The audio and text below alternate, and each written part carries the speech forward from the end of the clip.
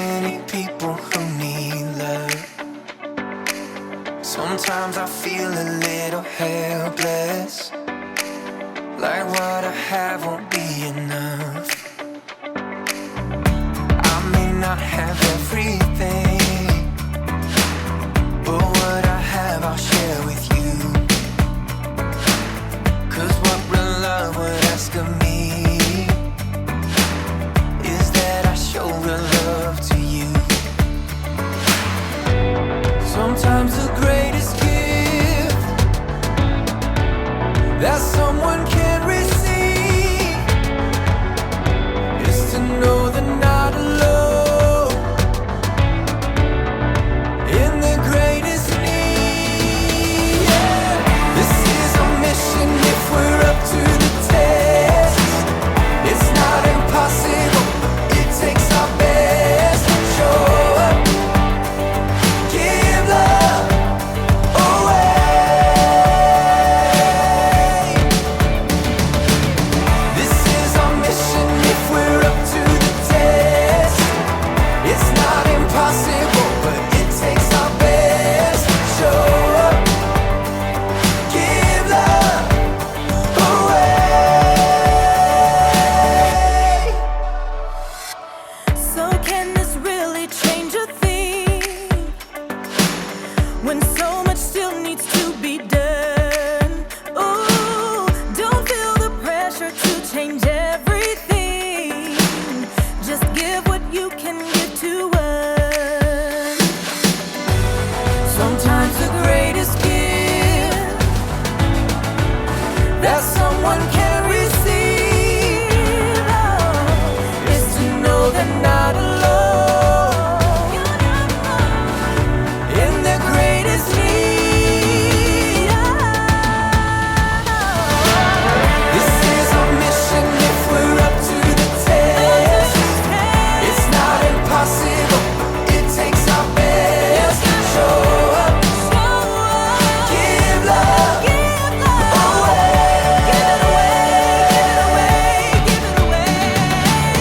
This is our mission if we're up to the test. It's not impossible, but it takes our best. Show up, give love away.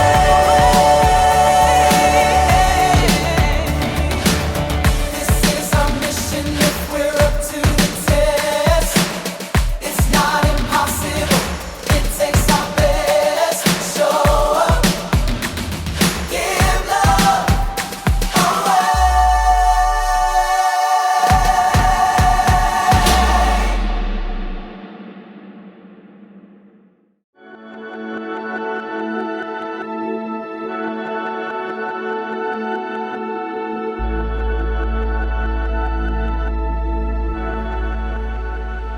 Hello, friends. I'm Erica. It's a busy day today. Don't believe me? Check out my block. Oh, take a look at all this hustle and bustle. These people could use some compassion. Compassion is caring enough to do something about someone else's need. But who has time for compassion when you're so busy all the time? I mean, it's the same every day. Get up, get dressed, Pop-Tart for breakfast, school, lunch, more school. Then there's homework, video games, a few selfies, dinner, music practice, and bed. And then the alarm goes off and you start all over again. It's not just you that's busy. People are busy everywhere you look. Moms and dads, shh, business people, buy all the things. Servers, you have the iced tea with no lemon. You have the lemonade with no ice. You have a cup of ice with no tea and a slice of lemon, right? It can seem like there's not enough time to show compassion. But as you'll see with Jesus in today's story, sometimes you have to make time. Pop-Tart me. Yeah. See you in a few. The Bible. It's 66 books of history, stories, letters, and poetry that fit together to form God's one big story. The epic adventure of how He created us and loves us so much that He made a way to rescue us. As we travel through the Bible, from Genesis to Revelation, we discover people who met God and found their lives changed forever. Now, for an amazing story inspired by the book of Mark, chapter 10, verses 46 through 52. Jesus spent time with people of every kind from every background. He answered trick challenges from important religious leaders and sincere questions from rich men. Sell everything you have. Give the money to those who are poor, then come follow me. Jesus didn't hesitate to welcome kids. Let the little children come to me. He was endlessly patient with his own friends when they argued about who should be first. The Son of Man did not come to be served. Instead, he came to serve others. Even as Jesus made his last journey to Jerusalem, he didn't let what was ahead distract him from the people he met along the way. Hey Jesus, this crowd we picked up in Jericho is really slowing us down. Want to pick up the pace? But Jesus didn't try to shake off the crowds that followed him. It's Jesus. A short way ahead, a man named Bartimaeus sat by the road on a torn and dusty mat. He stretched out his arms desperately, hoping someone would drop a few coins in his empty hand. Please, help me. Bartimaeus was blind. There was no work he could do to earn money, so he depended on the kindness of strangers passing by. The crowd quickly surrounded him. He's right there! It's him. I see Jesus. I swear I see him over there. Jesus? Bartimaeus had heard of Jesus. He'd heard stories of sick people who'd been healed by Jesus, and in his heart, he believed they were true. Jesus! Bartimaeus knew he couldn't let this chance slip away. Jesus! Son of David! Have mercy on me! Shh! Be quiet! Jesus probably doesn't have any time for you. Son of David! Have mercy on me! Let it go! Jesus! Through all the noise and clamor, Jesus heard Bartimaeus' plea. It would have been easy to keep walking, to push on towards Jerusalem, but instead, Jesus stopped. Call for him. What's happening? Cheer up! On your feet! Bless your heart, Jesus is actually calling for you. Me? He heard me.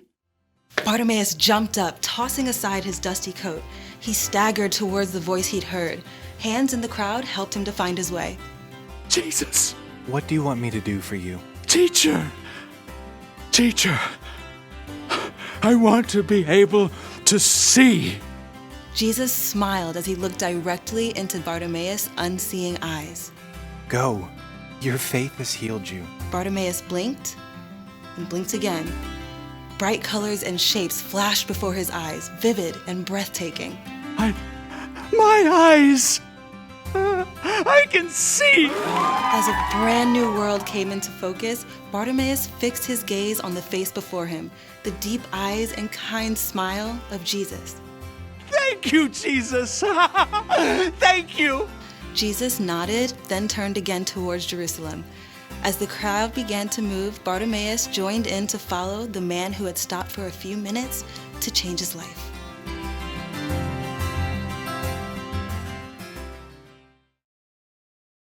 Jesus was very busy. He was busy teaching people and performing miracles. Crowds of people followed him wherever he went. So when a blind man named Bartimaeus cried out to Jesus, people told him to stop. Jesus doesn't have time to help. Somehow, through the noise of the crowd, Jesus heard Bartimaeus and made time to heal him. That means if we're followers of Jesus, sometimes we need to make time to help others.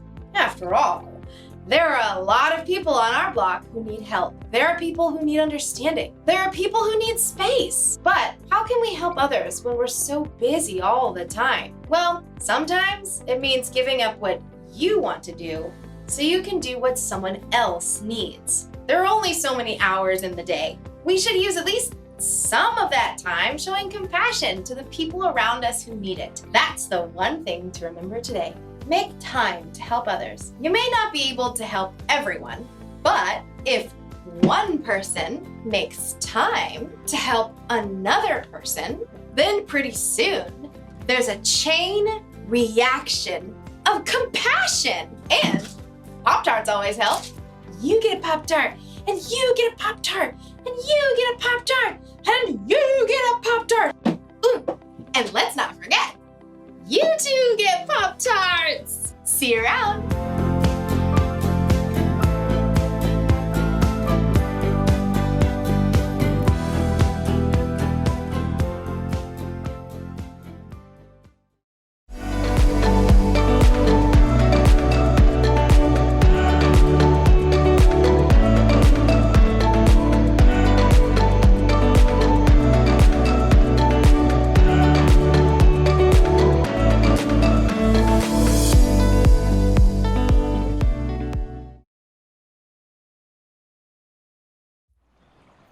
Come and get it.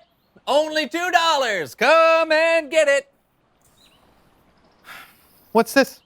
Oh, you know how kids set up a neighborhood lemonade stand to try to make a little extra money? Yeah. Well, who says adults can't set up a stand to do the same thing in their neighborhood? Oh, that's a great idea. Thank you. I'll take one. Okay, that'll be $2, sir. There you go. All right. And your change is $3. Thank you. And here we go. What is this? I thought you were selling lemonade. No. It's fish on a stick. Yeah. You know, never mind. You can keep the $2. Oh. Okay. Why does nobody want you? Ah! Ah!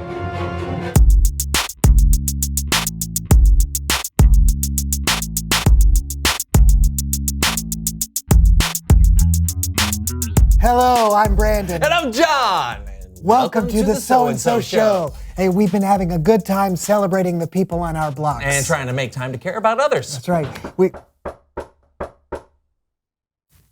Were you expecting a guest? No, and I guess you weren't either. No. Well, these are fun. Please welcome someone who knows stuff. Sugar! Oh, Come on in. Yeah, have a seat. yeah. Wow, it is so good to see you. Is it? Yeah, I thought so. Well, okay, of course we know who you are. Yeah, impossible to But forget. Why don't you let everyone else know who you are and what you know? Yeah. Okay. I'm Sugar Tilt-A-Whirl. Yes, that's my real name. And I'm a cotton candy vendor for the Thomason Traveling Carnival. That's right. I know. So, is there a particular reason why you decided to come on the show, or did you just want to hang out? Which we're totally okay with. Well, you know I watched the show. We do So know that, thankful. So you've been talking about being a good neighbor. Mm-hmm. And I got a problem with that. Oh, we can change that. You see, since I work in a traveling carnival, I ain't got no neighbors. So you're trying to leave me out or something? No, Never. it's not like that. You see, neighbors and neighborhood doesn't necessarily mean the people who live on your same street or anything. It doesn't? No. It just means the people you're around. So for you, it could be the other carnival workers. Mm-hmm. Oh, you mean like Bobo the Clown? Oh, or Stinky Sal? Oh, is he another clown? No. He works the Ferris wheel. Oh. Yeah, yes, like them. But, yeah. Oh. So I'm supposed to be nice to them? Well, sure, but it's not just about being nice. It's about being a good neighbor. Yeah. Helping them out or showing them compassion when they need it. Or just spending time with him. You know, maybe Stinky Sal just needs somebody to hang out with him and perhaps give him a stick of deodorant. Why? He smells great. Like peaches. Oh, well, why do you what was his name? Never mind. So is there someone other than Stinky Sal or Bobo the Clown that might need to be shown a little compassion at the carnival? Maybe Mary. She's new and a little strange. Oh, you think she's strange? That's what I said. Okay. Nobody really knows how to act around Mary. I mean, she's kind of different. Okay, but Mary is still your neighbor. Yeah, but some people are just hard to love, you know? I do know that. I think you should at least try, though. Let me go get her so you can see what I'm talking about. Oh, is she here? No. If she was here, I wouldn't have to go get her. Yeah, okay, sure, yeah. Go get her. That's my bad. Why do you keep running? I'm just trying to be friendly. Well, quit it. Please welcome someone else who knows stuff.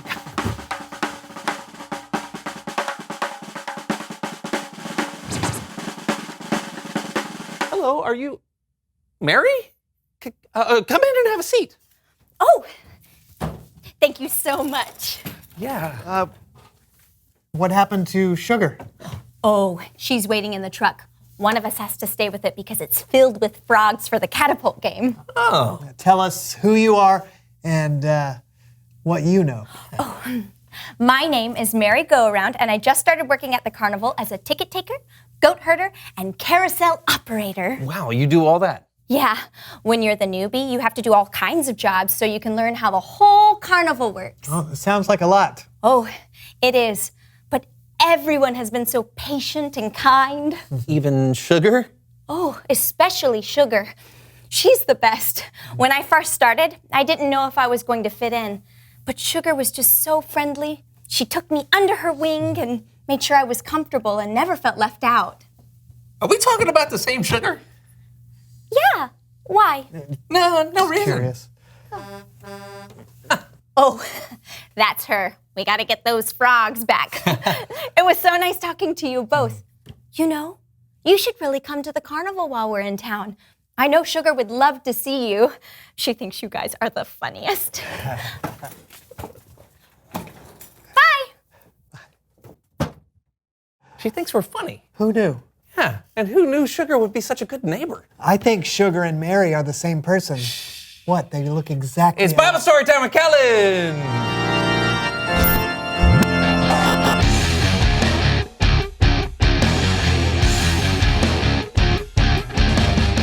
How's it going, guys? Great. Great, swell. Yeah, you got anything that might help us understand what it means to be a good neighbor? Actually, I might. It's a simple story, but it's pretty clear. Take it away, Kellen.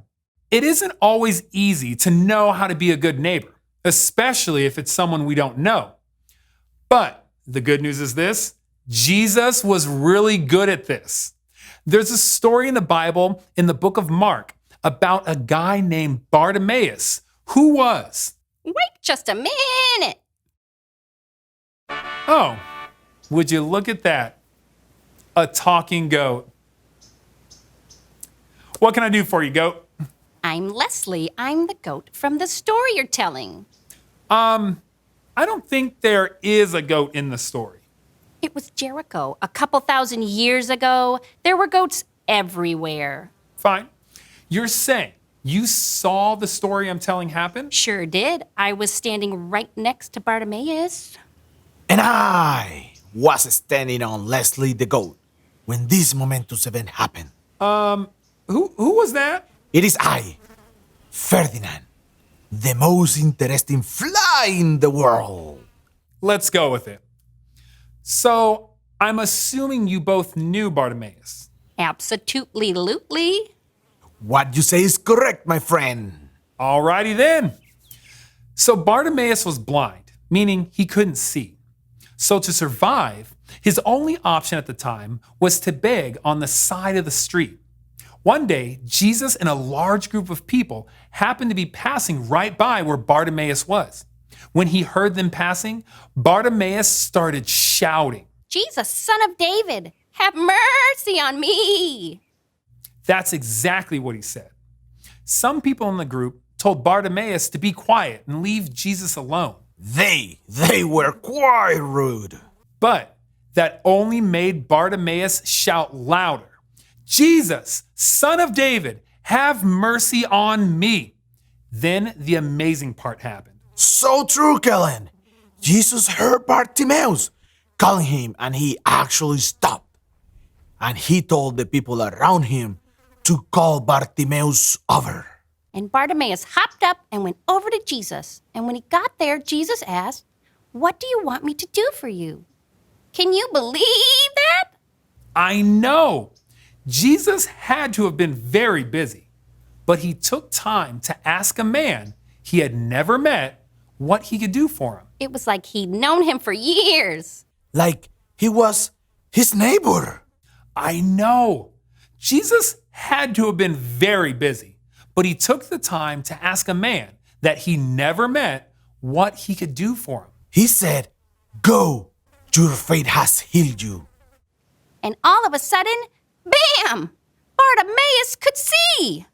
His vision became as good as mine. I have over 3,000 eyes. That's why I am the most interesting fly in the world. Well, I really do appreciate both of you helping out with this story. It was my pleasure, muchacho. Anytime. What Jesus did for Bartimaeus was amazing, but it wasn't a one-time thing. Jesus was always taking the time to have compassion on people who were overlooked. He treated them like they were neighbors. The end. Jesus really was a good neighbor to people, wasn't he? And they didn't have to live in his neighborhood. Yeah, people at wells, people who were fishing, people up in trees, anybody. Jesus just made the time to care for them.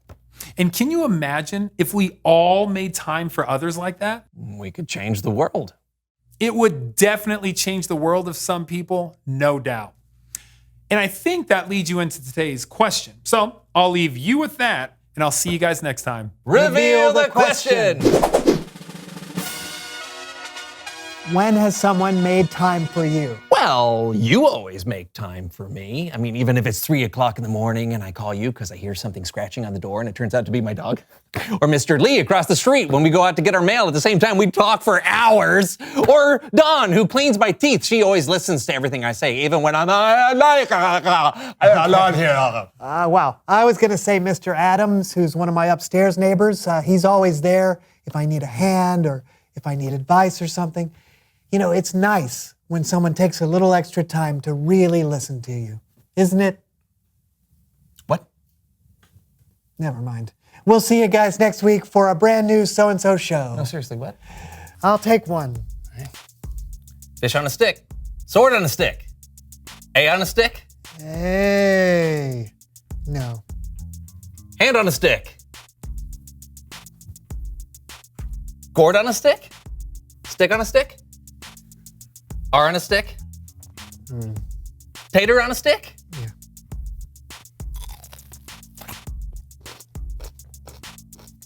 Did you pay me?